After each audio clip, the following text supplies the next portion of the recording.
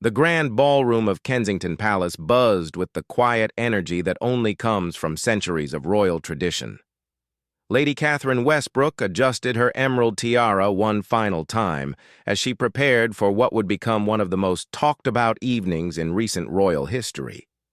As the newly appointed Queen Consort, she had worked tirelessly to establish her authority within the palace walls, often stepping on toes in her quest to modernize what she saw as outdated protocols.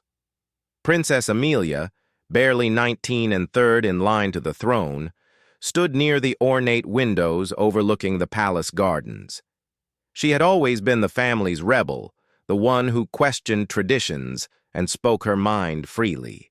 Tonight was no different. She wore a simple black dress instead of the elaborate gown her stepmother had specifically requested, and her hair hung loose around her shoulders rather than styled in the formal updo that protocol demanded. The tension between the two women had been building for months. Catherine believed that as Queen Consort, she held the authority to guide the younger members of the royal family, especially those who seemed to disregard the dignity of their positions. Amelia, on the other hand, felt suffocated by the constant criticism and demands for compliance from someone she barely considered family. The evening's charity gala was meant to raise funds for children's hospitals across the kingdom. Dozens of influential guests mingled throughout the ballroom, their conversations creating a gentle hum that mixed with the soft classical music playing in the background. Photographers from approved media outlets captured moments of elegance and grace, while security personnel maintained their invisible but vigilant presence throughout the venue. Catherine had spent weeks planning every detail of the event. She wanted it to be perfect, a testament to her capability as the new Queen Consort. Every flower arrangement had been personally approved, every menu item carefully selected, and every guest list thoroughly reviewed. She saw this gala as her opportunity to prove that she could handle the responsibilities that came with her new title. As the evening progressed, Catherine noticed several small infractions that set her teeth on edge. Princess Amelia had been photographed laughing too loudly with a group of young ambassadors, her posture too relaxed for someone representing the crown. She had also been seen accepting a second glass of champagne, something Catherine viewed as inappropriate for someone her age at such a formal gathering. The breaking point came when Catherine witnessed Amelia speaking candidly with a journalist from a respected newspaper. The conversation appeared friendly and informal, with Amelia gesturing animatedly as she shared what Catherine assumed were inappropriate details about royal life. In Catherine's mind, this was exactly the kind of behavior that could damage the monarchy's carefully maintained image. Without considering the public setting or the presence of numerous guests, Catherine marched across the ballroom with determined steps. Her heels clicked sharply against the marble floor, drawing attention from nearby attendees who sensed the approaching confrontation. The Queen Consort's face was set in stern lines, her jaw tight with controlled anger. Palace guards, trained to notice every detail and potential threat, began to position themselves strategically around the room. Among them stood Captain James Morrison, a decorated military officer who had served the royal family for over 15 years. His keen eyes had witnessed countless family disputes and diplomatic tensions, but something about this particular moment made him uneasy. The music seemed to fade into the background as Catherine approached her stepdaughter. Guests nearby pretended to continue their conversations while secretly straining to hear what was about to unfold. The atmosphere in the immediate area became thick with anticipation and awkwardness. Catherine's voice carried clearly across the space as she addressed the princess with barely contained fury. Her words were sharp and cutting, designed to embarrass and control rather than to guide or teach. She criticized Amelia's appearance, her behavior, and her apparent disregard for the responsibilities that came with her royal position. Princess Amelia's face flushed with embarrassment and anger as the public dressing down continued. She had always been proud of her independence and her ability to connect with people from all walks of life.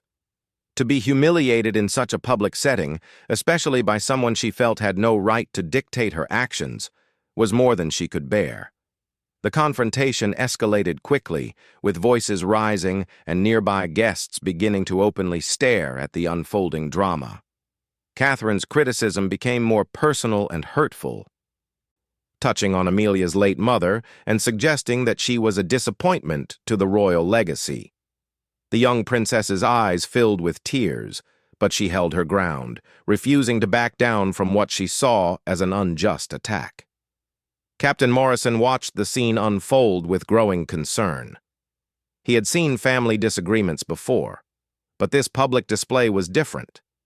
It was damaging not only to the individuals involved, but to the monarchy itself. Every photographer in the room was capturing the moment, and he knew that by tomorrow morning, this confrontation would be front-page news around the world. The tension reached its peak as Catherine's voice rose to a level that could be heard throughout much of the ballroom. Her words were harsh and unforgiving, leaving no doubt about her displeasure with her stepdaughter's behavior. It was at this crucial moment that Captain Morrison realized someone needed to intervene before the situation caused irreparable damage to everyone involved. Captain Morrison felt his heart racing as he watched the confrontation between the Queen Consort and Princess Amelia intensify. Years of military training and royal protocol had taught him to remain composed in even the most challenging situations, but this moment tested every ounce of his professionalism. He could see the shock and embarrassment on the faces of the distinguished guests surrounding them, and he knew that urgent action was required. The Queen Consort's voice continued to rise as she berated the young princess for what she perceived as a complete lack of respect for royal traditions. Her words became increasingly personal and cutting, touching on sensitive subjects that should never have been discussed in such a public forum. Catherine seemed completely unaware of the growing audience of horrified onlookers, lost in her fury and determination to assert her authority. Princess Amelia stood frozen in place, her face alternating between pale shock and flushed anger. Tears threatened to spill from her eyes, but her royal training kept her from breaking down completely in front of the crowd. She had faced criticism before, but never had she been subjected to such a public humiliation by someone who was supposed to be family. The weight of the moment pressed down on her shoulders like a physical force. The surrounding guests had stopped pretending to ignore the confrontation. Conversations died away as people turned to stare openly at the unfolding drama. Some held their phones discreetly, though official palace photography was strictly controlled. Others whispered urgently to their companions, already anticipating the scandal that would surely follow this unprecedented public display. Among the crowd, Captain Morrison noticed several key figures whose presence made the situation even more precarious. The French ambassador stood nearby, his face a mask of diplomatic neutrality that barely concealed his shock. A prominent businessman who donated millions to royal charities each year looked distinctly uncomfortable, clearly questioning whether he wanted to continue his association with an organization that displayed such poor judgment. Most concerning of all was the presence of Lady Margaret Thornfield, an elderly duchess known for her sharp tongue and her ability to spread gossip faster than any newspaper. The palace photographer, a professional who had covered royal events for decades, lowered his camera with a look of dismay. He understood that some moments should never be captured, despite their newsworthiness. His instincts told him that photographing this confrontation would only add fuel to a fire that was already threatening to burn out of control. Catherine's tirade reached new heights as she questioned Amelia's fitness to represent the crown. Her words were cruel and unnecessary, designed more to wound than to correct. She spoke about disappointment, embarrassment, and the need for the younger generation to understand their place within the royal hierarchy. Each word seemed to cut deeper into the princess, who stood her ground despite the obvious pain the verbal assault was causing. Captain Morrison found himself in an impossible position. Protocol dictated that he should never interfere in royal family matters, no matter how public or uncomfortable they became. His role was to ensure physical security, not to mediate family disputes. However, his years of experience had taught him that sometimes the greatest threats to the monarchy came not from external forces, but from internal conflicts that spiraled out of control.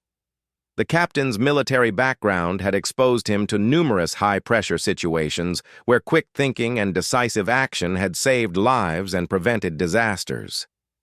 As he watched the Queen Consort continue her verbal assault on the princess, he realized that this moment could potentially damage the monarchy's reputation for years to come. The guests present included some of the most influential people in the country, and their opinions could shape public perception of the royal family. Princess Amelia finally found her voice and began to respond to her stepmother's accusations. Her words were measured but firm, clearly articulating her frustration with the constant criticism and unreasonable expectations placed upon her. She spoke about the difficulty of living up to impossible standards while trying to maintain her own identity and values. Her response only seemed to anger Catherine further, who interpreted any defense as additional evidence of disrespect. The confrontation had now attracted the attention of nearly everyone in the immediate area. Servers carrying trays of champagne and canapes had stopped their duties to watch the unfolding drama. Other members of the royal security team positioned themselves around the perimeter, unsure of how to handle a situation that fell outside their normal parameters. Captain Morrison noticed that several guests were beginning to move toward the exits, clearly uncomfortable with witnessing such a private family matter in a public setting. He understood that their departure would only add to the scandal, as they would undoubtedly share their experiences with others outside the palace walls. The captain calculated that within hours, this confrontation would be the subject of intense speculation and discussion throughout the highest circles of society. The Queen Consort seemed oblivious to the growing audience and the potential consequences of her very public display of anger. Her focus remained entirely on the princess, whom she continued to berate with increasing intensity. Catherine's voice carried clearly throughout the ballroom, ensuring that her harsh words reached every corner of the grand space. It was at this critical moment that Captain Morrison made a decision that would define his career and potentially change the course of royal history. He had served the monarchy faithfully for 15 years, always putting duty above personal comfort or convenience. Now, faced with a situation that threatened to damage the institution he had sworn to protect, he knew he had to act. Drawing upon his years of experience in managing crisis situations, Captain Morrison stepped forward with the calm confidence that had earned him respect throughout the palace. His movement was deliberate and purposeful, catching the attention of both the Queen Consort and the princess. The captain's presence seemed to create a moment of pause in the heated exchange, as both women suddenly became aware of their very public surroundings. Captain Morrison's mind raced as he prepared to speak. He understood that his next words would need to be chosen very carefully, as they could either diffuse the volatile situation or make it significantly worse.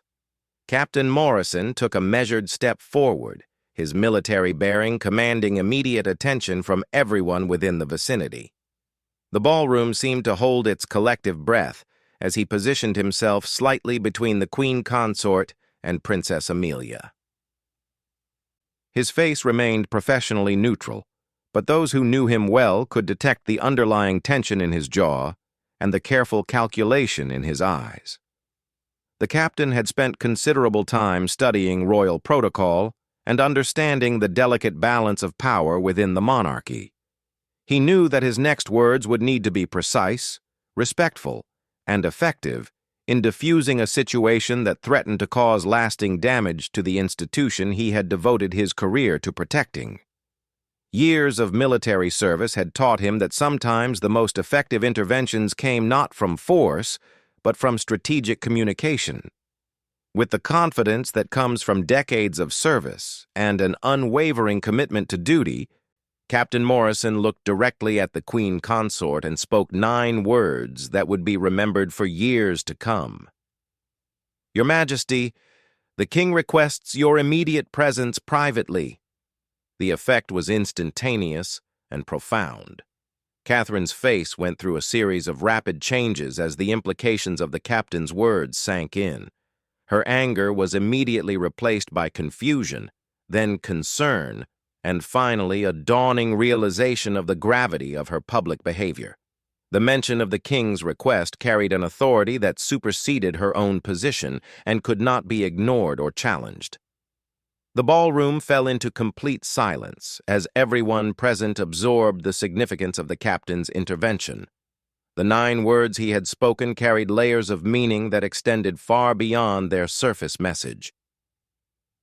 They represented not just a request from the highest authority in the land, but also a recognition that the situation had reached a point where immediate intervention was necessary. Princess Amelia looked at Captain Morrison with a mixture of gratitude and relief. She understood that his words, whether they represented an actual message from her father or a strategic intervention, had provided her with a dignified exit from an increasingly humiliating situation. The respect she had always held for the captain deepened in that moment, as she recognized both his wisdom and his courage in stepping forward when protocol demanded he remain silent. Catherine stood frozen for several seconds, clearly struggling to process the unexpected development. Her mind raced as she considered the implications of the captain's words and the possibility that her very public confrontation with her stepdaughter had already reached the king's attention. The thought that her husband might have witnessed or been informed of her behavior filled her with a combination of embarrassment and dread. The distinguished guests who had witnessed the entire confrontation began to murmur quietly among themselves, recognizing that they had just observed something extraordinary. Captain Morrison's intervention had been executed with such skill and timing that it seemed almost choreographed. Though everyone present understood that it had been a spontaneous response to an unprecedented situation, Lady Margaret Thornfield, whose sharp eyes missed nothing of importance within royal circles, studied Captain Morrison with newfound respect. She had observed countless royal events over the decades, but had never seen a member of the security detail demonstrate such diplomatic skill and quick thinking. She made a mental note to remember this moment, understanding that it would become part of royal lore. The French ambassador, his diplomatic training allowing him to recognize masterful crisis management when he saw it, nodded almost imperceptibly in acknowledgement of Captain Morrison's skillful intervention. He understood that the captain had potentially prevented an international incident by stopping the confrontation before it could cause further damage to the monarchy's reputation. Catherine finally found her voice, though it was considerably quieter and less confident than it had been moments before. She looked around the ballroom as if suddenly becoming aware of the audience she had attracted, and the color drained from her face as she realized the full extent of her public display. Her eyes met Captain Morrison's briefly, and she saw in them a combination of professional duty and genuine concern for the monarchy's well-being. Without another word to Princess Amelia, Catherine straightened her posture and began to move toward the ballroom's exit. Her steps were measured and deliberate, though those who knew her well could detect a slight tremor in her composure.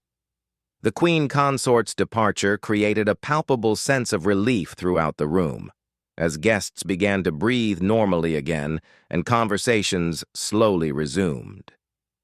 Princess Amelia remained in place for a moment, still processing the dramatic turn of events. She looked at Captain Morrison with obvious gratitude, understanding that his quick thinking had saved her from further humiliation and had protected the royal family from additional scandal. Her respect for the decorated officer, already considerable, had grown exponentially in those crucial moments. The captain maintained his professional demeanor as he surveyed the ballroom, ensuring that the situation had truly been diffused and that no additional intervention would be necessary. He could see the relief on the faces of the guests and the subtle signs that the evening might yet be salvaged. His years of experience had taught him that sometimes the most important victories were those that prevented disasters rather than those that made headlines. As the immediate crisis passed, Captain Morrison reflected on the weight of the moment and the significance of his decision to intervene. He had broken protocol by inserting himself into a royal family matter, but he had done so in service of a greater good. The 9 words he had spoken had been carefully chosen to provide both Catherine and Amelia with a graceful exit from an impossible situation. In the days that followed, Captain Morrison's intervention became legendary within palace circles. His ability to think quickly under pressure and his unwavering commitment to protecting the monarchy's interests earned him recognition and respect from the highest levels of the royal household. The king himself later acknowledged the captain's wisdom and courage in preventing what could have been a lasting scandal. The confrontation between the Queen Consort and Princess Amelia, while shocking in its intensity, ultimately served as a catalyst for important conversations about family dynamics, public responsibility, and the delicate balance between personal relationships and public duty within the royal family. Captain Morrison's 9 words had not only diffused an immediate crisis, but had also opened the door for healing and understanding between family members who had lost sight of their shared commitment to serving the crown and the people of their nation.